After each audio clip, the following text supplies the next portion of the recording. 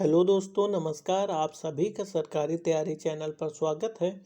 दोस्तों, हिंदी के previous years question के अंतर्गत हम लोगों ने पहले चैप्टर में पढ़ा था उच्चारण से संबंधित क्वेश्चंस, और आज के लेक्चर में देखेंगे हम लोग स्वर से संबंधित प्रीवियस ईयर्स क्वेश्चंस में आए हुए प्रश्न। ठीक, यहाँ पे देखेंगे स्वर से संबंधित किस किस प्रकार से क्वेश्चंस आए हैं पूर्व की परीक्षाओं में। देखिए, पहला क्वेश्चन है आप सभी के समक्ष आ रहा है। पहला क्वेश्चन कि हिंदी में ध्वनियाँ कितने प्रकार की होती हैं। दोस्तों, आप सभी लोगों ने पढ़ा होगा हिंदी में कि ध्वनियाँ कितने प्रकार की होती हैं। हिंदी में ध्वनियाँ होती हैं दो प्रकार की। पहली होती है स्वर और दूसरी होती है व्यंजन। ठीक, स्वर और व्यंजन। ठीक, यहाँ पे इसका डिस्क्रिप्शन जो व्याख्या दी हुई है उस प्रश्न से रिलेटेड यहाँ पे आप लोग पढ़ लीजिए, क्योंकि कभी कभी क्या होता है कि व्याख्या से भी प्रश्न हूबहू आपको देखने को मिल जाते हैं। तो यहाँ पे व्याख्या देखिए, हिंदी में ध्वनियाँ दो प्रकार की होती हैं, स्वर एवं व्यंजन। मैंने अभी आप सभी को बताया।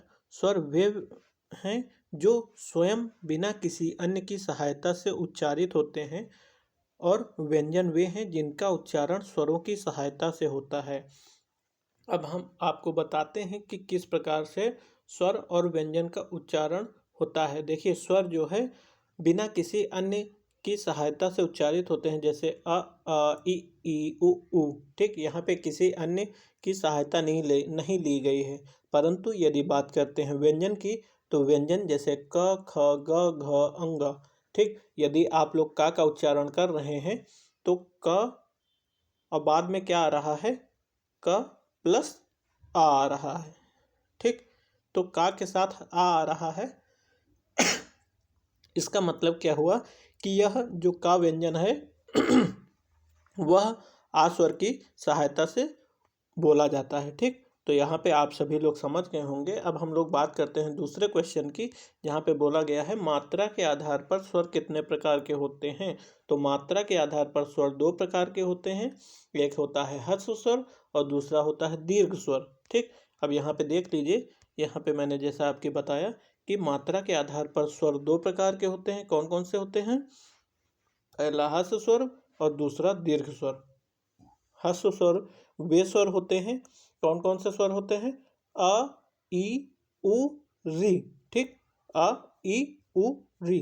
और दीर्घ स्वर होते हैं, ह्रस्व स्वर मेनली चार होते हैं। ठीक, प्रकार नहीं, मेनली चार होते हैं, अ, ई, उ, री। और दीर्घ स्वर होते हैं 7। ठीक, आ, ई, उ, ए, ओ, औ। ये क्या है? ये दीर्घ स्वर है। ठीक, अब हम लोग बात करते हैं कि जिह्वा के आधार पर स्वर कितने प्रकार के होते हैं। तो जिह्वा के आधार पर स्वर होते हैं 3 प्रकार के। यहाँ होता है अग्र स्वर, पश्च स्वर और मध्य स्वर। ठीक, जिह्वा के आधार पर स्वर होते हैं 3 प्रकार के, अग्र स्वर, पश्च स्वर और मध्य स्वर। अब यहाँ पे डिस्क्रिप्शन देखिए, जिह्वा के आधार पर स्वर 3 प्रकार के हैं। कौन कौन से? अग्र स्वर, मध्य स्वर और पश्च स्वर। अग्र स्वर में है ई ए। देखिए, आप लोग बोल रहे होंगे तो जीभ का आगे वाला भाग यूज हो रहा है, जैसे ई ए। अब मध्य स्वर की बात करें तो यानी कि बीच में मध्य स्वर, यानी कि मध्यवर्ती भाग का यूज हो रहा है, अ। ठीक, और पश्च स्वर की बात करें तो ऊ, ओ, औ, आ, यानी कि पश्च, अपने मुंह के पीछे हिस्से का यहाँ पे यूज हो रहा है। ठीक, यह हो गया थर्ड क्वेश्चन। अब हम लोग फोर्थ क्वेश्चन की बात करते हैं। तो फोर्थ क्वेश्चन है जिनका उच्चारण स्वतंत्रता से होता है और जो व्यंजन के उच्चारण में सहायक होते हैं उससे क्या कहते हैं। हमने अभी आपको बताया कि जो बिना किसी सहायता से बोले जाते हैं तो उनको कहते हैं स्वर। ठीक, उनको क्या कहते हैं? उनको कहते हैं स्वर। यहाँ पे मैंने आप सभी को पहले क्वेश्चन में आप सभी को इस चीज़ का एक्सप्लेनेशन अच्छे से किया है। आई होप आप सभी लोग समझे होंगे। यहाँ पे बात करते हैं कि जिनका उच्चारण स्वतंत्रता से होता है वो, और जो व्यंजन के उच्चारण में सहायक होते हैं उन्हें स्वर कहते हैं। हिंदी में स्वर वर्णों की संख्या 11 है। ठीक, अब नेक्स्ट है हमारा 5वां क्वेश्चन है, हिंदी भाषा में ह्रस्व स्वरों की संख्या कितनी है। हिंदी भाषा में ह्रस्व स्वरों की संख्या कितनी है? ऊपर मैंने अभी आपको बताया, तो ह्रस्व स्वर होते हैं 4। ठीक, ऊपर आप लोग देख लीजिएगा, यहाँ पे भी लिखा हुआ है अ ई उ री। ठीक, 6 नंबर का क्वेश्चन है, निम्न में दीर्घ स्वर कौन सा है। ऊपर इसके बारे में भी बताया गया है कि दीर्घ स्वर कौन सा है, तो आ जो है दीर्घ स्वर है। ठीक, यहाँ पे आप सभी लोग इसका एक्सप्लेनेशन हम पढ़ दे रहे हैं। जैसे हिंदी में स्वर वर्णों की संख्या 11 है। कुल कितने स्वर्ण हैं, तो 11 स्वर वर्ण हैं। ठीक, इन्हें 3 वर्गों में बांटा गया है। अभी ऊपर आपको बताए हैं, ह्रस्व स्वर, दीर्घ स्वर और संयुक्त स्वर। ह्रस्व स्वर के अंतर्गत अ ई उ री आता है। दीर्घ स्वर के अंतर्गत आ ई उ आता है और संयुक्त स्वर के अंतर्गत ए ऐ ओ औ आता है। ठीक, यह चीज़ें आप लोगों को क्लियर हो गई होंगी। 7 नंबर का क्वेश्चन है, वर्ण तालिका के अनुसार ह्रस्व, दीर्घ और प्लुत क्या है। तो ह्रस्व स्वर, दीर्घ स्वर और प्लुत स्वर, ये हम लोग बोल ही रहे हैं स्वर, तो यह स्वर हो जाएगा। ठीक, क्वेश्चन नंबर यहाँ पे देख लीजिए, आप लोग एक्सप्लेनेशन इसका पढ़ देते हैं आप सभी की सुविधा के लिए। उच्चारण के समय की दृष्टि से स्वर 3 भेद हैं, ह्रस्व स्वर, दीर्घ स्वर और प्लुत स्वर। जिन स्वरों के उच्चारण में कम समय लगता है उन्हें ह्रस्व स्वर कहते हैं, और ह्रस्व स्वर से थोड़ा सा ज़्यादा जिसमें समय लगता है उसको दीर्घ स्वर कहते हैं, और दीर्घ स्वर से भी ज़्यादा समय लगता है उसको प्लुत स्वर कहते हैं। यह मैंने आपको एक साथ बता दिया। अब यहाँ पे पूरा एक्सप्लेनेशन पढ़ते हैं। जिन स्वरों के उच्चारण में कम समय लगता है उन्हें ह्रस्व स्वर कहते हैं, जैसे अ ई उ।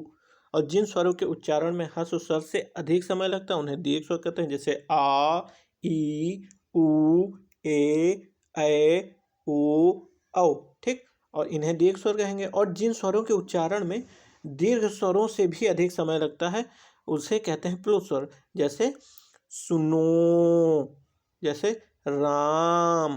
ठीक, तो ये सब क्या है, प्लुत स्वर है। ओम, ये सब प्लुत स्वर है। ठीक, 8 नंबर का क्वेश्चन है, निम्न में दीर्घ स्वर है। तो दीर्घ जिसमें ई, बड़ी ई है, वह दीर्घ स्वर हो जाएगा। ठीक है, अब बात करते हैं हम लोग 9th नंबर क्वेश्चन की। तो 9th नंबर का क्वेश्चन कह रहा है, निम्नलिखित में से कौन सा मूल दीर्घ स्वर नहीं है। अब यहाँ पे आप लोग इस बात को अंडरलाइन करिए, नहीं है पूछा गया है। तो आ ई उ, मैंने आपको बताया आ ई उ री दीर्घ स्वर है, और ओ जो है दीर्घ स्वर नहीं है।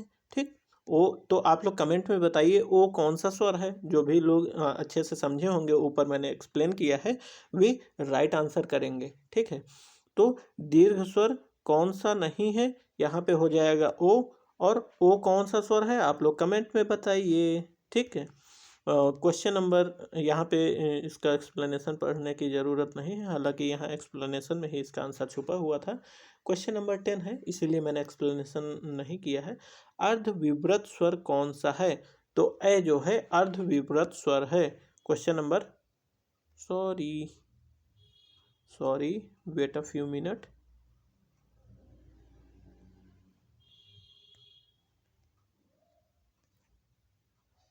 वेट स्लाइड हमारे नीचे चली गई थी। क्वेश्चन नंबर 11 है, भाषा विज्ञान की दृष्टि से ऊ किस प्रकार का स्वर है।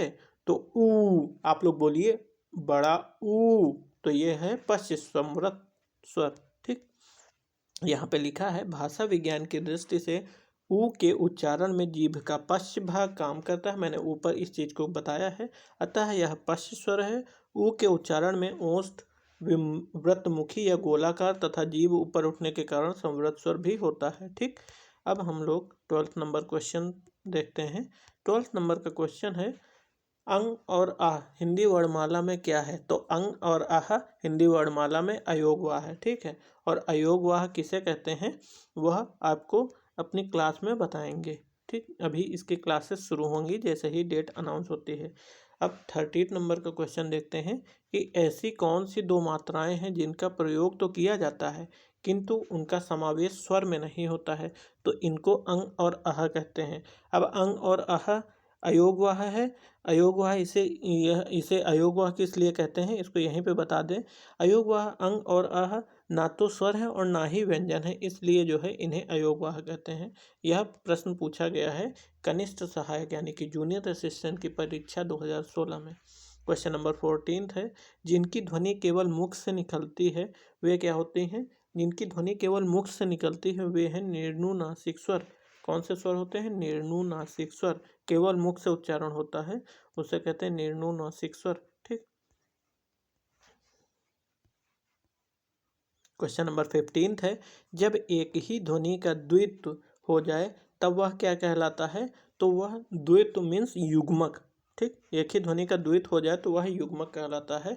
15 नंबर के क्वेश्चन का आंसर है युग्मक।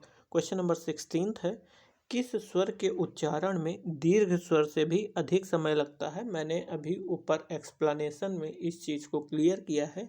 जिसमें हर्ष स्वर से ज़्यादा समय लगता है उसको दीर्घ स्वर कहते हैं, और जिसमें दीर्घ स्वर से भी अधिक समय लगता है उसको प्लुत स्वर कहते हैं। और यह क्वेश्चन आपका पूछा गया है मंडी परिषद की परीक्षा में। ठीक। क्वेश्चन नंबर नेक्स्ट है, हमारा टॉपिक है, क्वेश्चन नहीं है, नेक्स्ट टॉपिक है व्यंजन, और इस टॉपिक को हम लोग करेंगे नेक्स्ट वीडियो में। और आप सभी लोग छोटी वीडियो ही बन रहे हैं, आप लोग 5-10 मिनट समय निकाल के यदि इन सभी वीडियोस को देखते हैं तो निश्चित ही आप सभी की तैयारी में एक धार मिलेगी और आप सभी लोग एक सही डायरेक्शन में तैयारी करेंगे।